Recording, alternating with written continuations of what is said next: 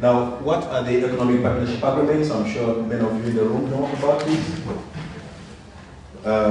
One key question for me is why the convergence between discussing and concluding economic partnership between Europe and Africa and the new EU-Africa strategic partnership?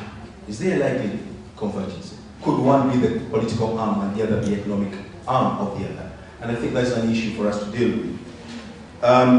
Many of the African people, particularly civil society, but also many governments, believe that the IPA process has been flawed. It has tended to promote grossly a European perspective and interest. And that is not good for a partnership. I hope there are people in this room who will define partnership better than I can define it. But if a partnership has to stand, it has to be built on mutual understanding, mutual respect, and mutual aspirations. Most unfortunately, EPAs have been, the negotiation has split Africa. I can tell you today as we speak, ministers, the Minister of Trade from my country, Zambia, is in Brussels, and so many other ministers. But they didn't come as Africa. They came as LDCs, non-LDCs, middle-income countries, and so on and so forth.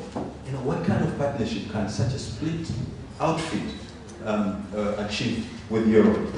EPAs are supposed to be signed at the end of this year. The EPAs themselves are inconsistent with other multilateral and intra-regional trade arrangements that are already in place. And we cannot start a partnership which is based on inconsistencies with already existing agreements and protocols. But also, like I've stated, the process of wanting African countries to append their signatures on EPAs does not redress itself or address itself to the problems that EPAs itself has caused within Africa.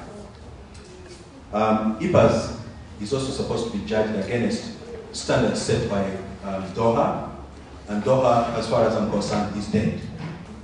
I would like to say that the final aspect is the overall disruption of trade within Africa, and the first speaker earlier on talked about that.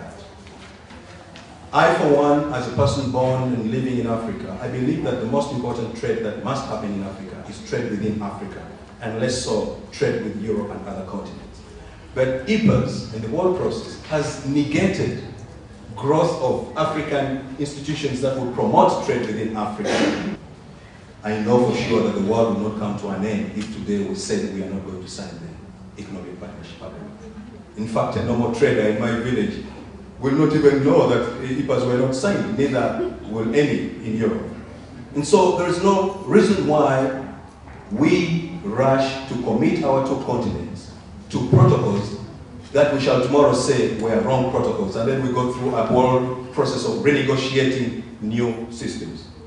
The entire EPA process has become suspect, and so you cannot build a partnership that is based on suspicion. And that's an important point for us to reflect on.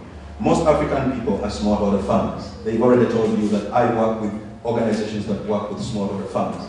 This is the major category of people in Africa who African governments are struggling to improve, whose livelihoods they're struggling.